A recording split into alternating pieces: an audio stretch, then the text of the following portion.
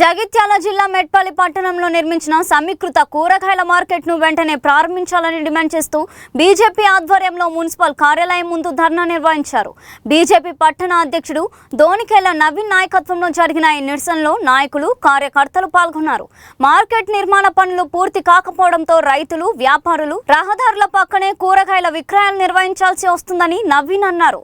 దీనివల్ల ట్రాఫిక్ సమస్యలు, రోడ్డు ప్రమాదాలు పెరుగుతాయని తెలిపారు. పాత మార్కెట్లో బాత్రూంలకు నీళ్లు లేక తాళాలు వేసి ఉండడంతో ప్రజలు, మహిళలు తీవ్ర ఇబ్బందులు పడుతున్నారని అన్నారు. కొత్త మార్కెట్ ప్రాంగణం అసాంఘిక కార్యకలాపాలకు అడ్డాగా మారిందని ఆరోపించారు. నిలిచిపోయిన పనులను వెంటనే పూర్తి చేసి మార్కెట్ను ప్రజలకు అందుబాటులోకి తీసుకురావాలని డిమాండ్ చేశారు.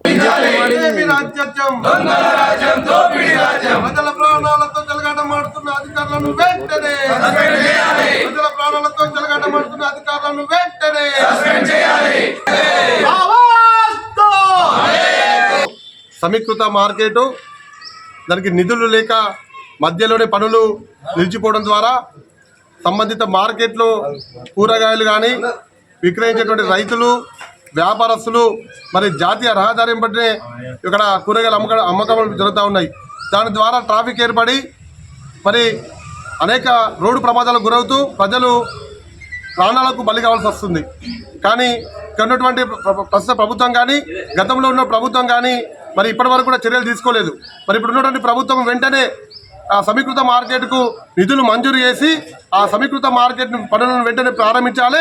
ఇప్పుడు జరిగినటువంటి పనులు ఏవైతే ఉన్నాయో ఆ పనులు అన్నీ కూడా అసాంఘిక కార్యక్రమాలకు అడ్డగా మారింది. మరి అధికారులు, మున్సిపల్ అధికారులు కానీ, సంబంధిత శాఖ మంత్రి కానీ ఇప్పటి వరకు కూడా పట్టించుకోకపోవడం సిగ్గుచేటు.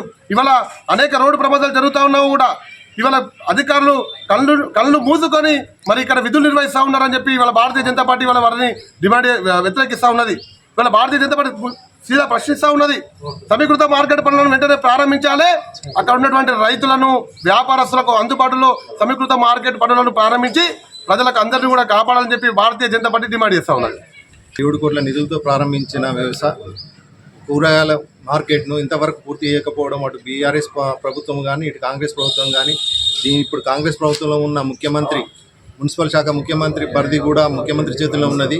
దానికి నిధులు కేటాయించక అది మొత్తం అసాంఘిక కార్యక్రమాలకు అడ్డగా నిలిచింది. దాని మీద తగిన చర్యలు తీసుకొని దానికి నిధులు కేటాయించేసి దాన్ని పూర్తి చేయాలి.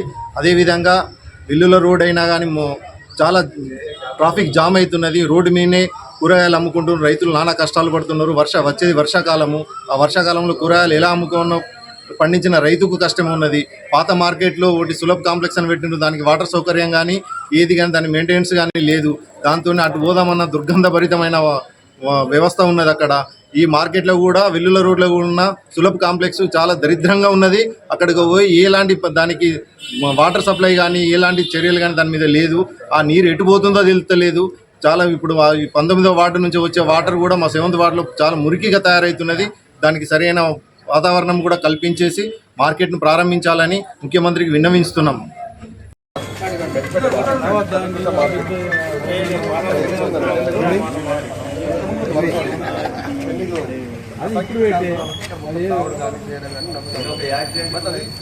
దాని ద్వారా ఏమవుతుందంటే మీరు మార్కెట్ లేకపోతే రోడ్డు మీద వచ్చి కూరగాయలు అమ్ముతాం, ట్రాఫిక్ జామ్ అవుతాం, దాంతో రోడ్డు ప్రమాదం జరుగుతాం.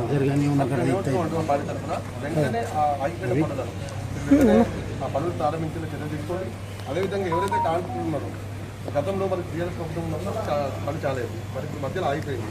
మరి దాని గురించి మీరు పెట్టారు, కొంత ప్రయత్నం పనులు జరగట్లేదు. వారం రోజుల లోపల ఈ యొక్క పనులు ప్రారంభించకపోతే మా భారతీయ జనతా పార్టీ ఆధ్వర్యంలో నిరాదీక్ష ఏర్పడుతున్నాం.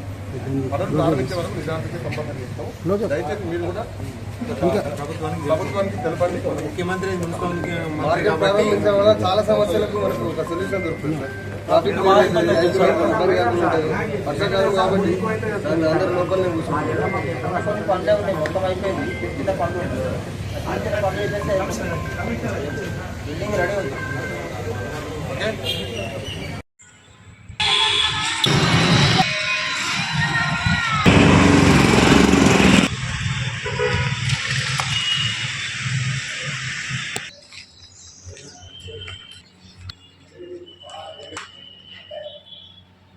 ఓకే.